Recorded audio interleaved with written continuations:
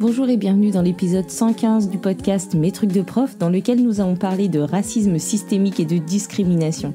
J'y partage le micro avec Mouhamadou, que vous connaissez peut-être sous le pseudo Balance pour la balance. Je suis Émilie Lefatan, je suis formatrice et coach professionnelle spécialisée dans l'accompagnement des professionnels de l'enseignement, de l'éducation et de la formation. Dans le podcast Mes trucs de prof, je partage avec la communauté enseignante des réflexions, conseils, découvertes, interviews, avec l'intention de réfléchir et faire réfléchir, de remettre du sens et du bien-être dans les pratiques. Avant de commencer cet épisode, je voulais partager avec vous la parution de mon livre le 22 août 2023. Il s'appelle Gestion de classe, mode d'emploi et j'y parle de tout ce qu'il y a à gérer autour des séances qu'on met en place en classe.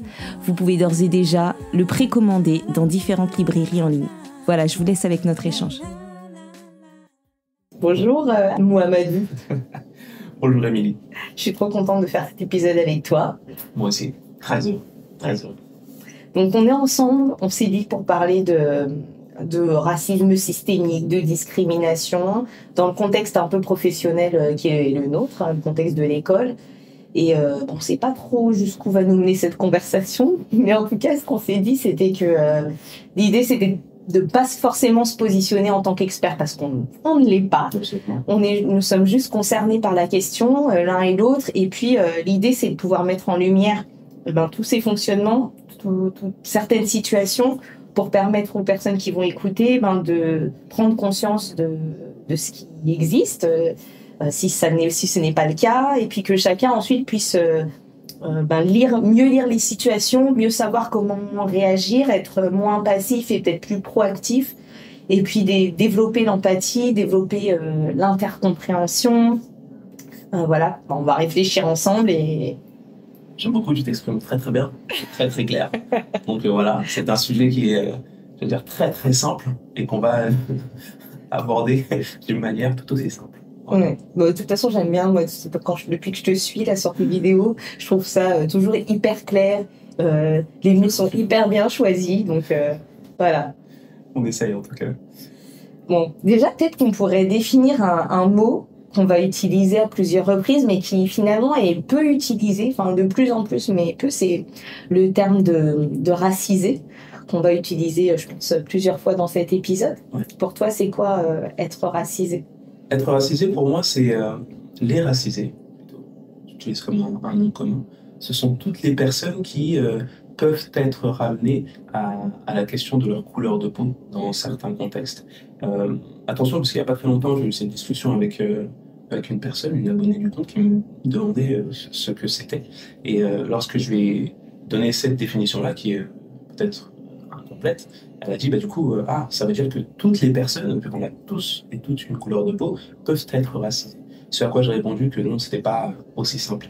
La question d'être racisé ou non dépend en fait de la dimension sociétale et historique en fait. Lorsqu'on parle de racisé, on fait référence à toutes les personnes qui ont une couleur qui ne va pas être la couleur qui est la plus attendue. Et dans la société dans laquelle on vit, dans le pays dans lequel on vit, la couleur la plus attendue est la couleur blanche. Donc le terme racisé fait référence à toutes les autres personnes qui ne sont pas de la couleur dominante. Absolument. Donc il y a vraiment une question de contexte, c'est-à-dire que dans notre contexte ici, c'est celui-là. Donc quand on parle des personnes racisées, en réalité on parle des personnes non blanches. Et on pourrait très bien imaginer que dans un autre contexte, fictif ou pas, ça pourrait être autre chose. Mais voilà, en tout cas c'est ce qu'on va utiliser là. Et moi c'est vrai que je suis d'accord avec toi, être racisé, c'est de toute façon ne pas avoir... être reconnaissable, ou distinguable, je ne sais pas si on peut le dire comme ça, mais ne pas avoir la couleur dominante ou ne pas être dans la situation entre guillemets attendue, quoi. Absolument. Donc là, ce dont on va parler, c'est du racisme et du racisme dans sa dimension systémique. Et je trouve que ce qui est important de préciser avant de commencer, c'est que on fait bien la distinction entre les personnes racistes qui ne sont pas notre objet de conversation aujourd'hui, mais plutôt du racisme dans sa dimension systémique, c'est-à-dire qui peut nous toucher chacune. Chacun. C'est pas une question de couleur de peau, et ça n'est pas par exemple parce que je suis racisé et que maintenant on connaît à peu près la définition, que ça veut dire que je ne peux pas faire preuve de racisme. Bien au contraire. Si on comprend bien la chose, on se dit que c'est tellement quelque chose de systémique, que c'est quelque chose qui nous impacte tous et toutes, et qu'on est tous et toutes capables de faire preuve de racisme dans certains contextes. Donc c'est la question de la structure, j'ai envie de dire, et la question du contexte qui est importante, et non plus tellement celle de la couleur de peau. Ouais, c'est ça, c'est-à-dire qu'en fait, il est systémique, le racisme, parce qu'il est tellement ancré, et c'est tellement, ancré depuis des générations et générations, il est dans le système, en fait, et que on peut faire preuve de racisme, et c'est bien cette expression-là, ou en tout cas, avoir des actes racistes, ou des paroles racistes, ou des pensées racistes, sans être soi une personne raciste, sans avoir des valeurs racistes, et parfois sans même avoir l'intention de l'être. Absolument, c'est comme, j'ai envie de dire, parce que j'aime beaucoup les comparaisons qui permettent souvent de réfléchir à une échelle différente. C'est comme si on prenait ça à l'échelle d'une famille, en fait. Il y a des comportements dont nous sommes les héritiers, parce qu'en fait, ils sont le fruit de notre éducation. Qu'ils soient bons, qu'ils soient mauvais, là, c'est pas tellement la question. C'est plutôt la possibilité de se remettre en question qui nous intéresse lorsqu'on sait comment on a été éduqué.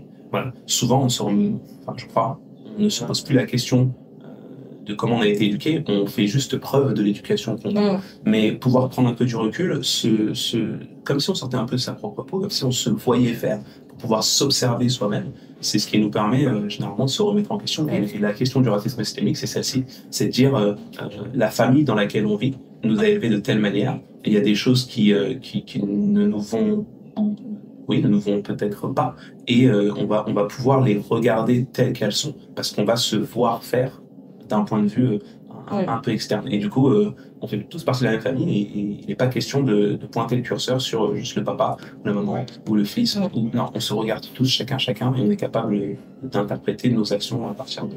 Ouais. Ben là, ce que tu dis, c'est hyper intéressant, parce qu'en plus, ça fait le lien avec plein de choses, et ça va être valable dans toutes les discriminations, mais comme dans plein de comportements de la vie quotidienne, c'est-à-dire que on n'est pas parfait, personne n'est parfait. Par contre, on peut avoir conscience des choses et se voir faire et corriger et faire attention. Je fais juste le parallèle avec l'égalité filles-garçons. On en a parlé quand on préparait l'épisode, mais où même si ça fait des années que je travaille sur le sujet, que je suis vigilante, etc., il peut m'arriver des fois où je vais, parce que je suis imprégnée de la société patriarcale dans laquelle on vit, il va m'arriver un élève peut me dire j'ai fait un trou dans mon pantalon. La première pensée, ça va être, ou parole, tu demanderas à maman. Et à ce moment-là, tu te vois faire, et donc tu te corriges, et je me rattrape, ou à papa, de recoudre ton pantalon. C'est un très bon exemple. Et en fait, c'est la même chose, c'est-à-dire que une fois qu'on a mis en lumière des exemples de situations dans lesquelles il va y avoir la preuve d'un certain racisme systémique, on se verra faire, on verra les situations, et on pourra... Et on sera plus vigilant. Ouais. J'ai envie de prendre une figure qui parle à tout le monde, celle de l'homme araignée qui, lorsqu'il sent un danger, une espèce de sixième sens qui l'alerte. Là, ce sera pareil, en se disant, j'ai déjà vécu cette situation, en fait, ou quelque chose qui s'y apparente, et du coup, je vais être un peu plus vigilant à ce que je vais dire, parce que j'en connais un peu plus l'impact éventuel sur les personnes à qui je vais m'adresser. Ouais. Donc en tout cas, peut-être que pour résumer, on pourrait se dire que, en tout cas c'est comme ça que je vois les choses, le racisme systémique finalement, il est fait par des gens qui ne sont pas forcément racistes, et qui même la plupart du temps ne le sont pas, qui n'ont pas l'intention de l'être, mais ce sont tout un tas de situations, de petits actes quotidiens, de petites paroles qui vont ramener les personnes racisées à leurs conditions de personnes racisées, avant même d'être une personne, voire un professionnel dans le cadre de notre profession, et que c'est toutes ces petites choses-là qui font que c'est ancré tout le temps, et que ça reste systémique. Absolument. Est-ce que, là c'est moi qui ai envie de te poser une question, est-ce que tu me le permets? Je t'en prie. Est-ce que, parce que là en disant ça, moi j'ai plusieurs exemples qui me viennent en tête. Est-ce que toi tu as un exemple de situation qui pourrait être au sein de l'école, mais aussi dans le cadre général, puisqu'on parle de systémique, il n'y a pas que l'école au sein du système. Des exemples, j'en ai plein. le premier exemple qui me vient en tête, de manière générale, hors du système scolaire, je crois que je t'en ai parlé la dernière fois, c'est de me dire que moi, quand je vais à Carrefour, quand je vais faire les magasins, et bien le shampoing qui est fait pour les cheveux crépus, il n'est pas au rayon du shampoing. Il est au rayon des produits pour les noirs. Tu es à part. Je suis à part. Donc voilà, ça c'est un exemple quotidien, anodin, sûrement marketing, qui doit avoir une autre intention derrière, hein, que voilà, de me faciliter la tâche, peut-être pour retrouver tous les produits qui me sont destinés. Mais ça c'est un exemple. Et après, des exemples, on va en citer, hein, parce que j'avais fait une boîte à questions, on a des exemples d'autres collègues, mais moi le dernier exemple qui me vient en tête, parce qu'il est assez récent, j'avais rendez-vous pour une réunion à la DSDEN tout en haut, dans tous les sens du terme. Et quand je suis arrivée à l'accueil, j'ai dit que je venais pour cette réunion, mais que je ne savais pas où elle avait lieu. Et donc, on m'a envoyé salle machin au 5e. Ok, donc je frappe à la porte. Bonjour, je viens pour la réunion machin. Non, ici c'est le recrutement des AESH. Et donc à ce moment-là, j'ai réalisé que bien que j'avais annoncé ce que je venais faire à l'accueil, on m'avait envoyé à la réunion au recrutement des AESH.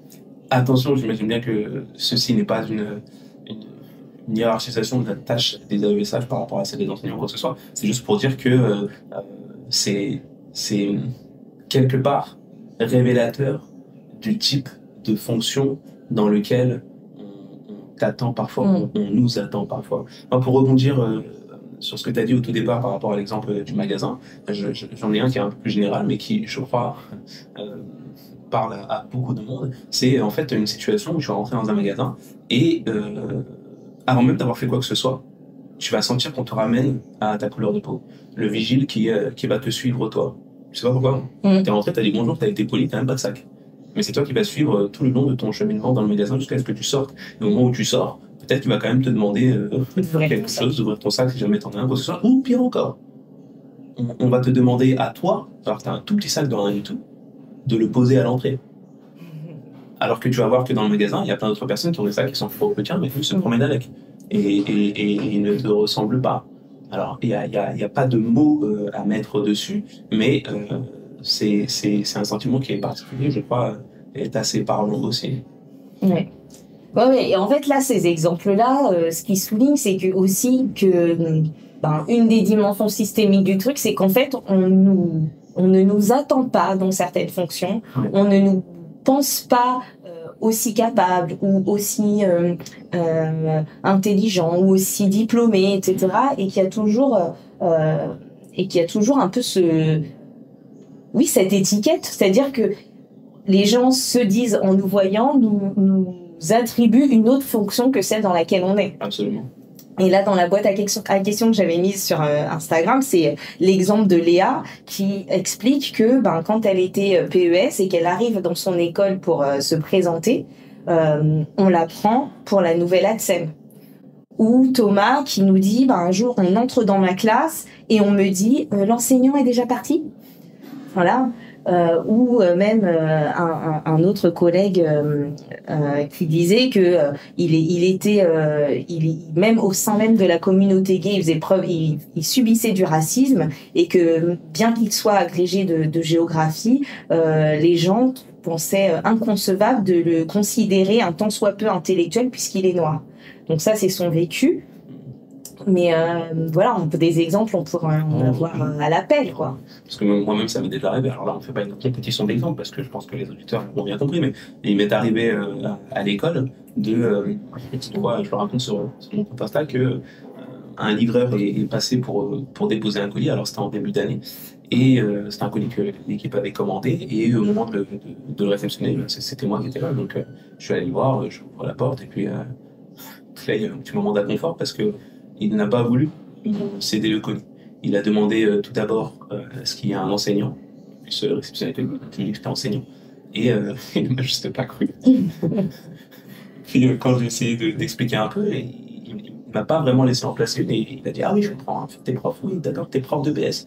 Je dis, bah non, on était dans la banlieue parisienne, on n'était pas à Paris, où par exemple, il y a des PVP, des professeurs de la ville de Paris qui s'occupent notamment du sport. Et puis, au-delà de ça, en fait, il m'a juste renvoyé un certain cliché, voulant que si jamais tu es jeune, noir et prof, eh bien, voilà le type de prof que tu es censé être. C'est le prof de PS, c'est pas le prof d'autre chose, pas le prof des généralités, pas le prof de la culture générale, pas le prof du français, des mathématiques, de l'enseignement moral et civique, non, tu seras le prof de PS.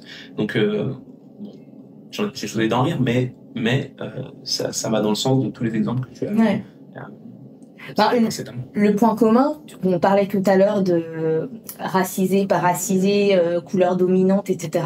Et on a utilisé le fait de ne pas être attendu. Et en fait, de ne pas avoir la couleur attendue dans ce contexte-là. Ouais. Et en fait, du coup, il y a cette idée de ne pas être attendu aussi dans cette fonction ou dans ce type de métier. De ne pas être légitime pour ce genre de fonction. Ouais. Parce qu'il y a toujours une histoire de hiérarchisation des tâches, qu'elles soient de bien fondées ou non. C'est tout simplement qu'on ne nous attend pas, si jamais c'était une pyramide, en haut de la pyramide, ou dans les tâches les plus hautes de cette pyramide. Après, dans le racisme systémique, je pense que là, on a fait un peu le tour et que les auditeurs et auditrices comprennent en fait qu'on n'est pas en train de dire que les gens sont racistes, mais que ça prend une dimension telle qu'on ne se rend même plus compte de ce qui ramène les gens à leurs conditions de racisés. Et puis là, ce dont on voulait parler aussi, c'est comment ça se traduit aussi à l'école, en classe, comment on en parle avec les élèves, comment on gère les différentes situations. Et sur Instagram, il y a quelqu'un qui me disait que il y avait aussi une question des élèves racisés qui vont avoir l'impression que tout est lié au racisme. Et du coup, ça aussi, c'est un autre effet de ce racisme systémique. C'est-à-dire que c'est tellement partout, que ça est tellement nulle part en même temps, puisqu'on n'en parle pas vraiment. Il y a du flou. Et pour les élèves, en l'occurrence, on ne sait plus très bien quand est-ce que c'est du racisme et quand est-ce que ça ne l'est pas. Les enseignants, ils savent plus très bien non plus quand est-ce que je peux employer tel mot et quand est-ce que je peux pas. Il y a quelqu'un qui me disait, par exemple, quand est-ce qu'on peut dire le noir sans avoir l'air d'être raciste. Donc c'est des vraies questions qui derrière font que on élude la question, on n'en parle pas parce que ça crée du malaise, parce qu'on se sent aussi vite montré du doigt ou coupable et donc on n'a pas envie de se retrouver dans cette situation-là. Et un peu à l'instar du sujet de la laïcité d'ailleurs, je pense que c'est des sujets qu'on n'aborde pas. Quand on est un enseignant racisé, on est peut-être plus à l'aise pour le faire parce qu'on n'a pas cette question du choix des mots, etc. Et encore que ça dépend des situations. Je pense qu'on pourrait en trouver d'autres, mais voilà. Qu'est-ce que toi t'en penses là? Qu'est-ce que ça t'évoque? J'en pense qu'en fait, effectivement, le fait de ne pas en parler dessert quelque part la cause, parce que en parler, même en étant un peu maladroit, c'est toujours avancer quelque part. Si on n'en parle pas, ça laisse le flou pour que éventuellement des personnes, là on parle d'élèves qui n'ont pas les éléments de compréhension, justement parce qu'on n'a pas assez explicité la chose, eh bien puissent interpréter les situations à tort et à travers, et ça devient préjudiciable pour tout le monde. En fait. Je vais donner un exemple. Si admettons que je fasse un repas avec mes amis qui sont tous blancs parce que c'est une marque d'intégration et de réussite sociale. Et que pour leur faire plaisir, je leur fais un plat un peu exotique de chez moi, entre guillemets. Les auditeurs ne voient pas, mais je mets des guillemets. Alors vous allez voir, je vais très très loin dans le cliché, mais ça c'est moi. Alors je leur fais ce repas et je leur prépare un plat de chez moi, le tchèb, d'accord? Et que on est autour de la table et tout, et que mes convives refusent de manger le plat, d'y goûter même. Je leur dis, mais c'est raciste ce que vous faites. Et puis là, qui m'explique que non. Parce qu'en fait, dans le tchèb, il est censé y avoir du poulet. Mais que le poulet auquel moi je fais référence, il est cru. Et qu'en fait, il est même vivant. Et qu'il est en train de cacter au moment où je suis en train de parler sur la table. Donc c'est pas comme ça en fait qu'on prépare un tchèb avec de la viande crue. Est-ce que c'est raciste finalement? Non, ça l'est pas. Mais il faut avoir tous les éléments de compréhension avant pour pouvoir déterminer la situation ou pas. Ce qui est préjudiciable dans le cas des élèves et des adultes aussi en fait, c'est qu'en fait, à force de ne pas mettre des mots sur des situations, on se retrouve à tout mettre dans le même sac, à faire des amalgames de situations, j'ai envie de dire, et à ne pas pouvoir interpréter correctement Là, en l'occurrence, ce qui différencie en tout cas ce qui est raciste de ce qui ne l'est pas. Ce qui serait bien, c'est d'avoir un espèce de petit référentiel avec des critères plus ou moins bien définis qui pourraient permettre de penser les situations et de dire ah, puisque ça remplit telle catégorie, alors effectivement, là, ça c'est raciste. Si tu manges pas mon plat parce que mon poulet il est juste cru, il est en train de volter dans la pièce, c'est pas raciste parce que tu ne me ramènes pas à ma race supposée en fait. Voilà, c'est pas plus compliqué que ça. Lorsque tu dis le mot noir, est-ce que c'est pour décrire? À la base, c'est quand même un nom ou un adjectif qui se veut descriptif. Si jamais c'est vraiment juste pour décrire, j'ai envie de dire que ça ne l'est pas. Tout dépend du contexte. Est-ce que tu as dit que l'enfant était noir parce que, effectivement, c'est ce qui le rendait immédiatement le plus reconnaissable dans un ensemble de personnes qui avaient à peu près le même âge, la même taille, c'était tous des enfants, et en fait, c'était le seul qui était noir. Et ça va beaucoup plus vite. Alors, il n'y a pas de préjudice. Si jamais parfois tu vas ajouter un adjectif, ça va faire toute la différence. Tu es là et tu vas dire le petit noir, mais la manière dont tu vas dire, le ton, l'intonation change aussi beaucoup de choses. Je crois qu'il y a des choses qui vont aussi de l'ordre de l'intention, qui vont permettre aussi de faire la différence entre parfois ce qui est raciste et ce qui ne l'est pas. Parce que lorsqu'on regarde d'un point de vue légal, j'ai envie de dire, je ne sais pas ce que tu en penses, mais je trouve que la définition du racisme est au moins incomplète. Elle est très loin de recouvrir toutes les situations où le racisme s'exprime. Le racisme banalisé, par exemple. Oui, mais parce que là, quand on est dans la définition du racisme, on est sur un acte raciste de personnes racistes. Et c'est bien ça la différence. C'est-à-dire que on n'est pas en train là de parler des trucs francs et racistes, du sale noir, etc. On n'est pas là-dedans. Parce que ça, à la limite, on a les clés, les armes légales pour dire que c'est raciste, c'est interdit et basta. Enfin, on n'est plus là-dedans. Et dans ce que tu disais, je crois qu'il y a vraiment la question de l'intention, mais qui est valable dans le cas des discriminations, qui est valable dans le cas du racisme, mais qui est valable aussi dans le cas des problèmes de laïcité, ou qui est valable également dans tout simplement la gestion de conflits en classe ou la gestion de l'insolence. C'est d'aller questionner l'intention de la personne, peut-être pour pouvoir mesurer un peu le niveau de maladresse dans le choix des mots,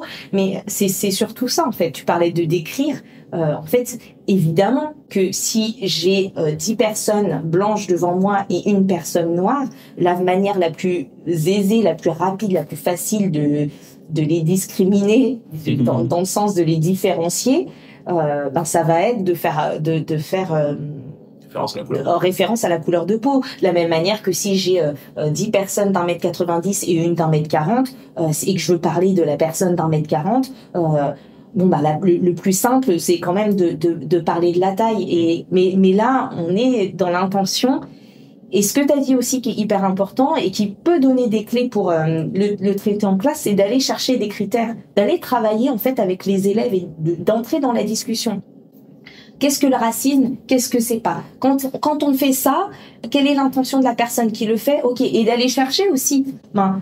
D'accord, ça convient pas. Ouais, mais il m'a dit le noir. Bon, ok, ça convient pas. Qu'est-ce qu'il aurait pu dire d'autre? Et d'aller chercher ce qu'on aurait pu dire d'autre, parce que des fois, il suffit de rajouter la personne. C'est-à-dire qu'effectivement, dans certaines situations, quand on dit le noir ou l'arabe ou le chinois ou peu importe, le fait de le dire comme ça ramène tout de suite la personne. On est avant tout racisé avant d'être une personne. Alors que des fois, il suffirait juste de dire la personne à la peau noire là-bas. Et ça change tout. Absolument. On n'est plus en train de nommer la personne par sa couleur, on est en train de parler d'une personne et de la qualifier. De dire, c'est une personne là-bas qui est grande, la grande, ou la personne qui a la peau noire et qui a un t-shirt rouge. Ouais. Du coup, on est dans le descriptif. Donc il y a vraiment cette idée, je pense, cette importance de se raccrocher aux intentions. Peut-être quand on est mal à l'aise, d'être capable aussi d'expliciter nos intentions, parfois de demander. En fait, il y a des gens aussi à qui on peut demander. Je suis désolée, je suis un peu mal à l'aise. Ça te va si je dis tel mot? Et la personne dit non, j'aime pas trop. Enfin, il y a des gens par exemple qui n'aiment pas qu'on dise black. Non, j'aime pas qu'on dise black. Je préfère que tu dises noir. Ok. Voilà. Au moins c'est réglé. Oui. Je crois qu'une des manières aussi d'avancer, c'est de ne pas éluder la chose, de pas éluder la chose et de se permettre d'en parler, quitte à faire des erreurs. On est toujours en train là pour le cadre scolaire, de répéter, je crois, à nos élèves que faire des erreurs, c'est pas grave. faire des erreurs, ça n'est pas grave. Mais il faut encore le démontrer pour que ça devienne réel aux yeux des élèves. Combien d'enseignants ne se permettent pas de faire des erreurs devant leurs élèves, alors qu'on leur dit à la longueur de journée que ce n'est pas grave de faire des erreurs. Combien de fois, moi, ça m'est arrivé d'être dans ces situations-là. Je prends encore un exemple. Ça m'est arrivé parce que c'était la première fois que je voyais les élèves et qu'on était tous masqués à l'époque, de dire à un petit garçon, en l'occurrence, qui avait les cheveux longs, je sais plus quelle remarque je lui ai faite, en fait. Et j'ai dit jeune fille. Et il m'a dit, mais je suis un garçon. Du coup, moi, ça m'a juste interrogé. Il l'a pas mal pris. Les autres élèves avaient l'air habitués à ce fait-là parce que c'était pas la première fois que ça lui arrivait. Et je le sais, au fond de moi, que la seule raison, alors que je ne voyais pas bien son visage, pour laquelle j'ai interprété cela, et que je lui ai donné cette identité de genre-là, c'était juste parce qu'il avait des cheveux longs. Mais le fait que l'élève me reprenne gentiment, ça m'a fait m'interroger, en fait, sur comment est-ce que je fais si jamais une situation similaire se reproduit pour ne pas reproduire la même erreur. Alors on peut demander à chacune comment il se positionne sur cet échiquier de genre, ou bien on peut se dire qu'on va passer par des termes qui sont plus neutres, tout simplement. Pas appeler les élèves, les personnes qui sont en face de nous, par leur prénom, par exemple. Ça passe aussi par ça. Parce que parfois, dans certains contextes, les détours par la couleur de peau, par la taille, c'est juste parce qu'on n'a pas cherché à avoir d'autres informations sur les personnes. Voilà, si tu connais le nom de la personne, appelle-la par son prénom, et puis c'est réglé. Ça t'évite certains écueils dans certaines situations. Ça ne veut pas dire que tu vas toujours pouvoir l'éviter, mais au moins ça te facilite dans beaucoup d'interactions, je crois. Et puis ça évite aussi, quand nous de l'intérieur, à toujours être amenés à ça, parce que pour la personne qui le dit, c'est rien, c'est une fois, mais pour toi qui le vis au quotidien, c'est une fois ce matin à 9h, mais c'est une fois quelqu'un d'autre à 10h, et puis c'est quand j'étais à Carrefour, et puis c'est aussi le midi. Et donc en fait, de faire cet effort-là, qui te coûte pas grand-chose, mais moi je le fais, par exemple cet effort-là, oui, évidemment, quand je vois une personne noire parmi d'autres, je pourrais dire la personne noire, mais je vais faire l'effort. Je vais être là-dedans, comme je fais l'effort, je disais tout à l'heure pour l'égalité filles-garçons et d'aller dire papa ou maman, je vais faire l'effort d'aller décrire la personne dans son intégralité et de dire celle qui est à droite, grande, avec un t-shirt rouge et qui a la peau noire, de pas le dire en premier, c'est pas... On peut faire cet effort-là aussi d'aller, comme tu disais, mieux connaître les personnes et ne pas penser... que ça suffit et que les gens sont interchangeables, quoi. Absolument, absolument. Ça me rappelle l'ouvrage parce qu'il y a pas longtemps, j'écoutais un podcast d'une autre collègue qui s'appelle 5 O'Clock Teach sur Instagram, que je vous recommande si jamais. Je le mettrai dans le descriptif. Super. Et elle parlait aussi de ses expériences, et l'intitulé de son podcast que j'ai écouté, c'était Noir n'est pas mon métier, qui reprenait le titre d'un ouvrage collaboratif, mais notamment initié par l'actrice Aïssa Maïga. Voilà. Et en fait, j'ai envie de dire que le racisme, quelque part, c'est toutes les fois où ta couleur de peau va devenir ton métier, va devenir ton essence. Le titre là, Noir n'est pas mon métier, ça aurait pu être Arabe n'est pas mon métier, asiatique n'est pas mon métier, voilà. Et ça ne veut pas dire pour autant que tout cela disparaît. Ça ne veut pas dire pour autant que les différences disparaissent. Le fait est juste que elles ne deviennent pas notre essence. Et c'est ça la nuance qu'il faut aussi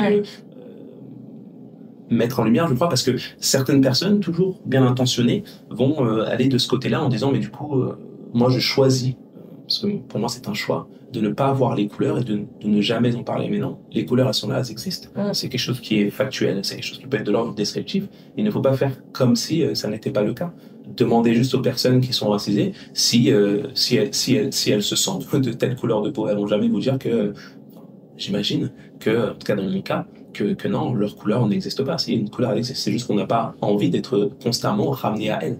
Tout comme d'autres personnes ne sont pas constamment ramenées à ça. Et ce schéma de pensée, il fonctionne pour d'autres types de pensée. Le sexisme, c'est exactement la même chose. Voilà. Donc j'imagine si dans la même journée, tu as été amené à vivre tant de situations où on t'a ramené à ta couleur de peau, mais tu y ajoutes les situations où on t'a ramené à ta condition de genre, de sexe, ça fait beaucoup, c'est cumulatif, et ça fait que ça nous ajoute en tant qu'être humain une charge mentale qui, le long d'une journée, le long d'une semaine, le long d'une année, le long d'une vie, devient juste insoutenable en fait. Et c'est à ça qu'il faut penser lorsqu'on parle de systémique. Il faut en voir la portée et les effets sur le long terme.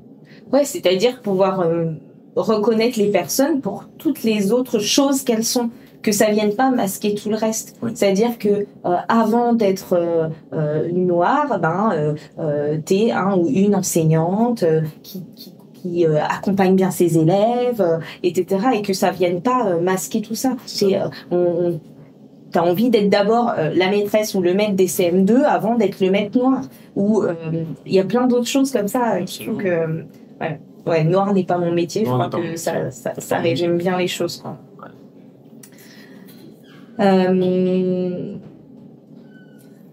Je sais pas si on pourrait trouver, peut-être, tu vois, tout à l'heure tu disais il faudrait presque un petit référentiel de critères, mais est-ce qu'on pourrait pas aussi exemplifier ou aider les gens à imaginer ce qui, je sais pas, à éviter, tu vois, à ne pas dire en salle des maîtres, parce qu'on sait aussi que, voilà, dans ce racisme systémique, il va y avoir, dans notre métier d'enseignant, il va avoir un impact sur nous. Là, on a beaucoup parlé de nous en tant que professionnels, mais il y a aussi sur les élèves, tout ce qui se dit sur les élèves, et ce qui se dit en salle des maîtres aussi, de manière parfois sous le ton de l'humour, mais quand on est un peu chez vous, ou qu'on est tout le temps en questionné sur la connaissance présumée de certaines cultures parce qu'on est racisé. J'ai envie de dire tout ce qui va tourner autour du cliché ou du stéréotype, tout simplement, qui va laisser penser que tel groupe de personnes a telle faculté parce qu'elle est tel groupe de personnes.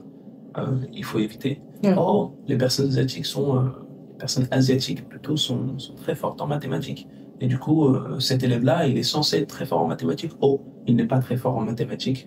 Donc ça devient un problème. Non, c'est un élève qui est juste pas très bon en mathématiques. Et s'il est pas très bon en mathématiques, c'est peut-être même pas de sa faute. C'est peut-être que toi, en tant qu'enseignant, t'as pas trouvé la bonne méthode pour lui adresser le savoir, en fait, tout simplement. Donc ça n'a rien à voir avec le fait qu'il soit asiatique ou pas. Tel élève ne sait pas encore nager. Mais il est noir. Et on sait que les noirs ont l'ossature qui est lourde. Du coup, waouh, quelle excuse. Ça veut dire que si à la fin du module de 12 séances, cet élève, en l'occurrence, ne sait toujours pas nager, on aura une excuse toute faite. C'est pas de ma faute. Ça n'a rien à voir avec les méthodes d'enseignement du maître nageur ou les miennes, si jamais c'est moi qui prends la séance, parce que je ne suis pas à Paris, n'est-ce pas? Je pense que les enseignants parisiens. Non, c'est juste en rapport avec le fait qu'il est noir. Ça me donne une excuse toute faite pour expliquer son échec. Non, son échec, c'est mon échec. C'est moi qui n'ai pas trouvé la bonne manière de faire. Il y a plein de personnes qui sont de toutes les couleurs de peau et qui savent nager. Ça n'a strictement rien à voir avec le fait d'être couleur de peau. Voilà, donc tout ça, il faut éviter, j'ai envie de dire. Et ça me fait penser à deux choses. C'est-à-dire que là, ça me fait penser à un exemple d'un élève qui avait des troubles du langage, mais comme il était, en l'occurrence asiatique, mais comme il était racisé et que ses parents n'étaient pas des locuteurs natifs du français, on avait tardé à identifier ses difficultés, alors que son frère, par ailleurs, n'avait aucun problème de langage, mais on s'était peut-être dit que c'est parce que à la maison on parle pas. Donc ça, c'est quelque chose. D'un côté, ça me fait penser à ça, de finalement comment ça peut aussi entraver la détection parfois de certaines difficultés ou de certains besoins des élèves. Mais oui, je pense qu'il faut juste éviter le plus possible de généraliser. Il faut essayer le plus possible, et c'est vrai que c'est sollicitant, c'est vrai que c'est difficile, ça demande un investissement tous les instants. Essayer d'individualiser la chose et d'essayer de trouver d'autres causes de mots éventuels qui pourraient apparaître dans la vie de classe, parce qu'en fait la vie de classe ressemble à bien des égards à la vie dans la société. En fait, la classe, c'est une mini-société, ou c'est une mini-société, j'ai envie de dire. Donc, on trouve des raisons, on essaie de chercher des raisons qui vont aller à l'encontre des stéréotypes. C'est notre métier. Et là, tu parles des stéréotypes, du coup, ça me fait basculer un peu sur nos supports et les activités qu'on choisit. J'en avais déjà parlé dans l'épisode 81 du podcast, mais de sortir de ces clichés, de ces stéréotypes-là, même dans ce qu'on propose aux élèves. Je pense à la littérature de jeunesse, mais aux exemples, etc., quoi. Récemment, il y a quelqu'un qui m'a questionné pour sa suite à l'épisode 81 pour me demander si j'avais des ouvrages de littérature de jeunesse à conseiller pour des élèves asio-descendants. C'était la question de la personne. Et du coup, je suis allée chercher, j'avais pas sous la main, mais je me suis dit, tiens, je vais aller chercher. Et en fait, c'est hyper difficile à trouver, c'est-à-dire que à part les 3 grains de riz que tout le monde fait, mais qui sont encore une affaire de riz parfois c'est intéressant de valoriser les cultures d'origine des élèves.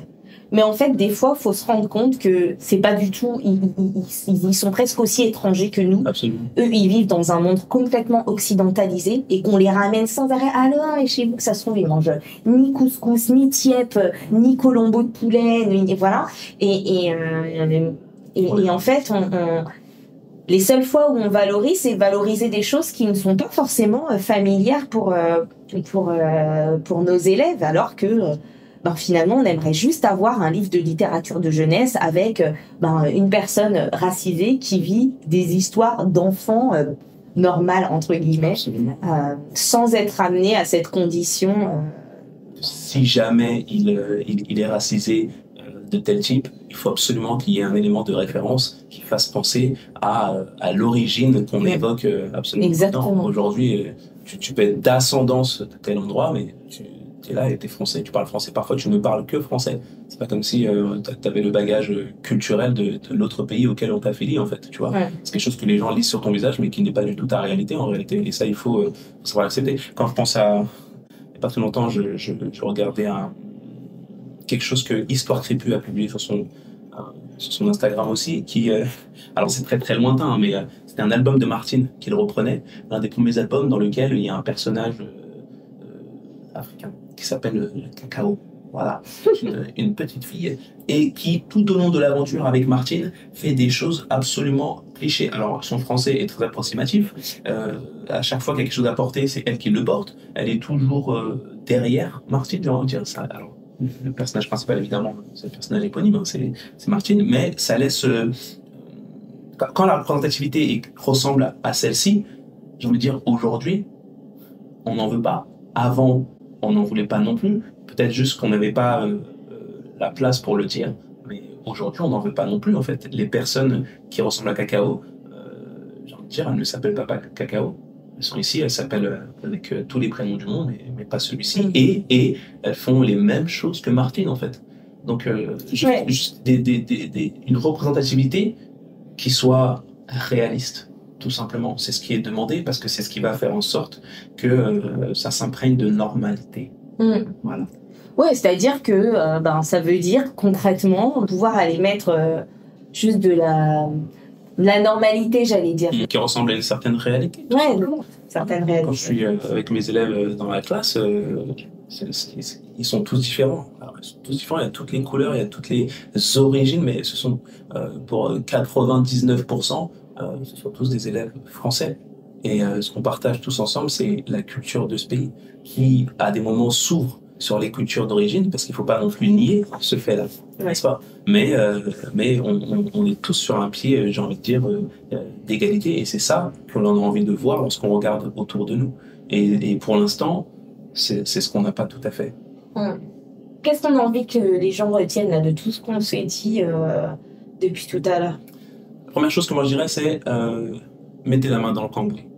Ça veut dire que lorsqu'il y a quelque chose qui arrive devant vous, lorsqu'il y a un propos qui est tendancieux, souvent lorsqu'on sent qu'il y a un problème, c'est qu'il y en a un. Il faut se faire confiance. Et il faut cesser de botter en touche en disant des choses assez banales qu'on a tous envie de dire. Et encore une fois, je m'inclus dedans. C'est pas grave. Si, c'est grave. Si, c'est grave. Et ça peut devenir encore plus grave, parce qu'on ne sait pas, lorsque quelqu'un a été touché par quelque chose, à quelle profondeur il a été touché, blessé. Et on ne sait pas si un jour, il ou elle va pouvoir éventuellement en guérir. Demandez autour de vous, aux personnes racisées, puisque maintenant on en connaît à peu près la définition, combien gardent des séquelles de remarques qu'on leur a faites. Des remarques, je dis bien, pas juste les faits racistes qui pourraient être avérés et amenés devant la justice, non, des choses qui font partie de ce qu'on appelle le racisme banalisé. Demandez-leur combien de remarques on leur a déjà adressées, dans combien de situations ils ont été, où on les a ramenés constamment à leur couleur de peau, comme si c'était leur métier, comme si c'était leur essence. Et c'est comme ça, en fait, que l'on va s'éduquer. Et encore une fois, je ne parle pas là de couleur de peau, parce que dans mon propos, ça pourrait être interprété comme ça, en disant, du coup, c'est à nous les Blancs d'aller voir tous les autres qui sont racisés, puisque ça les concerne eux. Non. Pour prendre un autre exemple, on pourrait aussi avoir des conversations où on prendrait d'autres types de discrimination systémique, et on s'assierait en face les uns les autres et on discuterait, en fait, parce que c'est le même ordre. Alors, c'est pas la même portée, ça n'est pas la même couleur, mais c'est du même ordre. Si on veut parler de sexisme, Demandez aux femmes autour de vous dans combien de situations on les a ramenées à leur sexe. Si on parle d'homophobie, demandez autour de vous aux personnes homosexuelles combien de fois on les a ramenées à leurs conditions d'homosexualité. Si on parle de religion, demandez aux personnes juives, demandez aux personnes musulmanes, demandez aux personnes de telle ou telle confession combien de fois on les a peut-être discriminées par rapport, même dans les propos, juste par rapport à cette condition-là, on les a ramenées à ce fait-là qui fait partie d'eux, mais qui ne les définit pas. Ouais. Il y a peut-être aussi la question de se demander, est-ce que c'est nécessaire dans cette situation, dans cette discussion, d'apporter ce détail? Est-ce qu'on peut... En fait, c'est souvent ça. C'est-à-dire que parfois, il n'y a pas besoin. On en parle des fois dans les médias. On se dit, est-ce qu'il y a besoin de préciser l'origine de telle personne dans tel contexte? Mais en fait, dans nos discussions du quotidien, quand c'est sur un sujet culturel, évidemment que ça a sa place de pouvoir dire les choses et parler des différences. Mais quand c'est pour autre chose, est-ce qu'on peut faire autrement? Est-ce que là, c'est vraiment le lieu? Est-ce que ça masque pas? Parce que tu parlais du sexisme, mais parfois, par exemple, quand on est femme, on est ramené à notre physique, notre beauté, notre look, tenue vestimentaire, sans jamais aller parler de nos compétences. Et là, c'est pareil, en fait. Est-ce qu'on peut pas parler d'autre chose, d'écrire autre chose? Est-ce que c'est nécessaire à ce moment-là? Ça peut être un garde-fou, voilà, de pouvoir se dire, est-ce que là, c'est nécessaire d'évoquer cette différence-là? Et puis, il y a aussi, je crois que ce qu'il faut retenir, parce qu'on a rapidement parlé tout à l'heure là, des élèves racisés qui s'insurgent du racisme, etc. Et de se dire que le racisme systémique, il touche tout le monde et qu'on n'est pas en train de dire que il y a des personnes qui doivent y faire plus attention que d'autres. C'est juste de prendre conscience, et c'était ça notre intention. Absolument. C'était de dire que de prendre conscience que ça existe, de tout ce que ça recouvre, pour pouvoir se dire, ok, là, en fait, ça y est, j'arrive à mieux voir les situations, j'arrive à mieux les lire, et peut-être que je vais pouvoir venir à la rescousse de mon collègue qui subit une remarque qui est peut-être pas très délicate, ou faire attention à ce que je dis, ou générer une conversation, apporter des éléments, diffuser. Et c'est comme ça, en fait, je suis pas sûre qu'on puisse endiguer quelque chose au-delà du systémique et même endémique, mais par contre, on peut toujours réguler. Je me dis que tout se régule. Tu parlais tout à l'heure d'une espèce de posture méta où on se voit faire, et je crois que c'est ça l'essentiel. On arrête de s'auto-flageller. On n'est pas parfait. Par contre, si on se voit faire et qu'on peut se questionner, réfléchir à plusieurs, aller parler des choses, je trouve que c'est ça qui fait avancer. Absolument. Mais j'ai envie de rebondir sur ce que tu dis, donner un exemple plus concret lorsqu'on dit que ça concerne tout le monde. L'exemple que j'ai donné tout à l'heure avec le vigile, lorsqu'on rentre dans le magasin et qui nous afflige directement. En fait, ne nous laisse pas le droit à l'erreur. C'est comme si on avait déjà commis une erreur avant même de pouvoir faire l'erreur. Et elle est là, la discrimination. Moi, ça m'est arrivé. Et parfois, c'est arrivé que le vigile soit noir, en fait. Donc il me discrimine déjà, il va commencer à me poser des questions, il va commencer à me tutoyer, alors que la personne qui était juste avant moi et qui n'avait pas ma couleur de peau, il l'a pas tutoyé. Et elle n'avait pas forcément un âge qui soit bien différent du mien, en fait. Voilà, il y a cette posture-là, en fait, qui interroge, et on se dit, mais c'est quelque chose qui nous imprègne tous, à tel point qu'on est tous capables, à contexte similaire, de reproduire exactement le même type d'action, en fait. Et c'est ça qui doit nous interroger. Encore une fois, c'est pas... lorsqu'on on parle de racisme, de ces choses-là qui sont systémiques, on parle un tout petit peu des personnes, parce que c'est par les personnes que ça s'exprime. Mais en réalité, ce qu'on interroge, c'est tout schéma de pensée qui est derrière, et qui permet à ces actions individuelles de pouvoir se réaliser à tel point que si on change les individus, les actions restent les mêmes. Ouais. C'est tout à fait ça.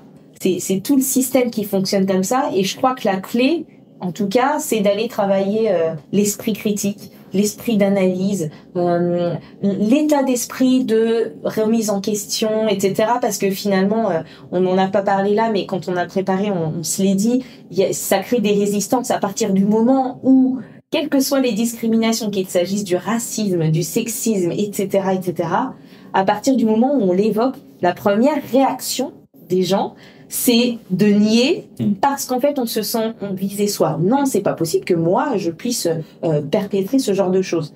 Et en fait, du coup, c'est pouvoir aller au-delà de ça et accepter que tous et toutes on soit imprégnés de ces choses-là, et que accepter l'idée que ça demande un état de vigilance constant et que ça demande de se voir faire, que ça demande de questionner les choses et qu'on peut pas juste se cacher derrière le non mais moi je suis pas raciste ou moi je suis pas misogyne ou moi je suis pas ceci, je suis pas cela. En fait, finalement, si on ne fait pas attention, même quand on ne l'est pas et qu'on s'estime ne pas l'être, qu'on a de belles valeurs, etc., on peut réaliser des choses à notre insu et absolument, absolument. T'es une personne, oui, alors tu peux être raciste. Enfin, j'ai envie de dire, moi ça me fait, ce que tu as dit là est très pertinent et très intéressant et ça m'évoque un souvenir en fait. Pour dire que parfois on n'a même pas besoin d'aller sur l'ordre du systémique pour avoir cette attitude-là où on est un peu réfractaire à la réflexion parce qu'on se sent visé. Il n'y a pas très longtemps, j'étais sur un plateau et à côté de moi, il y avait une jeune femme journaliste brillante qui s'appelle Mona Sarr et qui travaille pour un média qui s'appelle Éco Banlieue. Et en fait, moi je suis enseignant, elle est journaliste, et elle évoquait en fait le rôle par rapport à tout ce qui se passe en ce moment, les émeutes, la mort de ce jeune homme. Elle évoquait le statut, le rôle de l'école dans une certaine catégorisation des publics, et elle disait qu'il y a une certaine jeunesse qui, et elle a raison sur ça, est souvent orientée vers certaines filières. Et elle était un peu... Enfin, moi, je l'ai pris comme quelque chose d'assez stéréotypé, en fait. Et je me suis senti obligé de répondre, parce que je crois qu'à cet instant-là, lorsqu'elle a parlé de l'école, moi étant un enseignant de l'école de la République, eh bien, très bêtement, je l'ai pris pour moi. Oui. Il est parti, je l'ai pris pour moi. Et j'ai répondu, et puis pendant que je parlais, je me disais, mais en fait, mais qu'est-ce que tu racontes? Elle n'a pas parlé de Mohamedou. Elle parle du système dans lequel toi tu travailles, qui fait que, et tu le sais ça, tu l'as appris, effectivement, l'école, depuis ses prémices, a toujours eu, parce que l'école républicaine, elle a toujours eu ce rôle de classement, de tri, d'orientation. On sait que l'école est étroitement liée au marché de l'emploi, en fait. Voilà, et que, qu'on le veuille ou qu'on ne le veuille pas, on oriente les populations pour les amener vers quelque chose qui va leur permettre ensuite d'avoir un emploi, ou en tout cas ce qui s'y apparente. Et ça, c'est quelque chose qui est de l'ordre du conscient, mais c'est aussi quelque chose qui est de l'ordre de l'inconscient. Si jamais les choses étaient comme ça il y a 20 ans et que je rentre dans ce corps de métier maintenant et que moi je suis pas conscient de ça, qu'est-ce qui me fait penser que je vais faire différemment de mes prédécesseurs? Il y a ça, mais il y a aussi le fait que, justement, c'est tellement inscrit en chacun de nous qu'il y a à la fois l'école qui perpétue ce truc, les enseignants qui ont des clichés en tête qui font que, dont on a besoin parfois pour simplifier la pensée, hein, pour une question d'ergonomie, mais qui perpétuent, tu vois, tu disais, les élèves sont orientés vers, il y a cette dimension-là, mais il y a aussi le fait que chacun en soi, dans sa famille, dans ce qu'il est, dans la société, ne s'autorise pas à sortir de ce à quoi on l'attend. Ouais. On l'attend. Et de la même manière que, si on vient d'une famille avec des pensées de gauche, on va peut-être pas s'autoriser à aller dans certaines filières ou vers certains métiers et vice versa. De la même manière que certains pensent que ils n'ont pas leur place dans les musées ou parce qu'ils viennent de tel endroit. En fait, c'est-à-dire que et là, il est là le systémique, c'est-à-dire que, en fait, c'est tout le monde qui est imprégné et touché. Donc, de celui qui va voir du racisme partout, à celui qui va dire des trucs racisme à son insu, à celui qui s'autorise à faire ça, qui ne s'autorise pas à faire ça en raison de son origine sociale ou ethnique ou que sais-je. Et en fait, je trouve que c'est ça qui est important de pouvoir voir et de prendre du recul et de la hauteur. Et s'il y avait une intention dans nos propos aujourd'hui, c'était ça. C'était de se dire, ok, maintenant, vous savez, vous allez mieux voir. On vous a pas forcément apporté de réponses et de clés parce qu'on n'est pas des experts, mais par contre, on peut réfléchir tous ensemble et collectivement et je vais pouvoir du coup me sentir autorisée à intervenir dans certaines discussions dans lesquelles j'étais peut-être pas à l'aise avant, etc. Et c'est tout ça. N'hésitez pas vraiment à intervenir, à questionner la petite remarque raciste ou homophobe ou misogyne du collègue qu'on laisse passer parce qu'on sait pas trop comment se positionner. Peut-être qu'on va pouvoir au moins aller apporter notre soutien, au moins dire qu'on trouve ça limite. Voilà. Ouais, il faut se laisser le droit de tester, le droit à l'erreur, et à celles et ceux peut-être qui se disent la chose suivante, à savoir Mais si c'est systémique, ça veut dire que ça nous englobe tous. Si jamais ça nous englobe tous, ça veut dire que c'est quelque chose de normal. Non. C'est pas aussi simple. C'est pas parce que quelque chose est général que ça veut dire que c'est normal. C'est pas parce que c'est inconscient que ça veut dire que c'est normal. C'est pas aussi simple. Parce que sinon, ça voudrait dire qu'on vit dans une société qui est parfaite. Or, on n'en est pas encore là. Le but, justement, c'est de faire en sorte que cet espace qu'on appelle la société devienne un lieu plus sain pour tout le monde. Et pour nous qui sommes dans les écoles, ça commence par une éducation pour et par les enfants, mais aussi pour et par nous-mêmes. Donc, continuons de discuter, continuons d'échanger, continuons d'interagir et de réfléchir ensemble parce qu'il y a du boulot.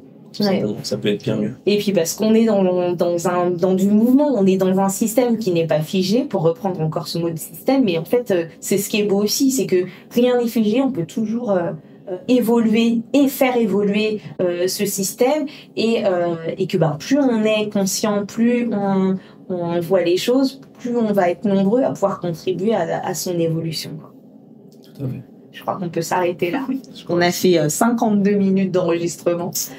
Je suis trop contente qu'on ait eu cette conversation ensemble, et puis de t'avoir reçu dans l'épisode.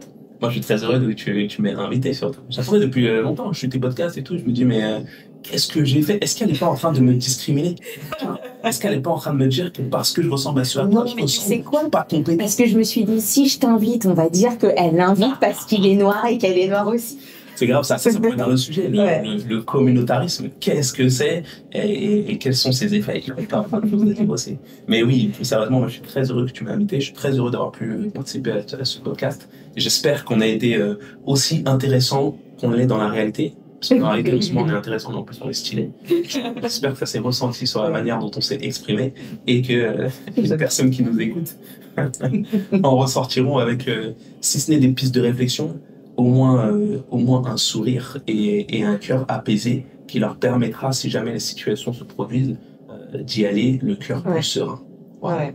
Moi, je crois que si ça génère, moi je serais contente si ça génère des prises de conscience, si ça fait que d'autres personnes se sentent, comme tu disais, apaisées ou un peu plus prêtes à en parler, à faire face au truc, ce sera déjà tout gagné. N'hésitez pas à venir nous faire des retours, que ce soit sur les réseaux sociaux, le tien ou le mien. Ouais. Si les personnes qui nous écoutent ne te connaissent pas, je ne sais pas comment c'est possible, mais si elles ne te connaissent pas, est-ce que tu peux leur redire où est-ce qu'on peut te retrouver ou échanger avec toi? Bien sûr, parce que j'en suis sûr qu'ils ne me connaissent pas, qu'elles ne me connaissent pas. Alors, mon prénom c'est Mohamedou, mais je suis la personne qui est derrière le compte Instagram Balance pour la balance. Voilà. Donc, au plaisir de vous retrouver et de lire ou d'écouter ce que vous auriez à dire à propos de cet excellent podcast mis en place par Émilie. Merci. Voilà, nous vous remercions pour votre écoute. Vous pouvez écouter les autres épisodes du podcast sur mestrucsdeprof.fr ou sur les différentes plateformes d'écoute de podcast. Pensez d'ailleurs à attribuer le maximum d'étoiles pour soutenir le podcast quand c'est possible. Et j'en profite également pour vous dire que si vous êtes intéressé par un accompagnement individuel ou collectif, faites un tour sur mestrucsdecoach.fr. Je vous propose entre autres de septembre à juin un programme de coaching collectif qui s'appelle Kiffe ton année. Je vous laisse découvrir tout ça. Et moi, je vous retrouve bientôt pour un prochain épisode et d'ici là, prenez soin de vous. Bye bye.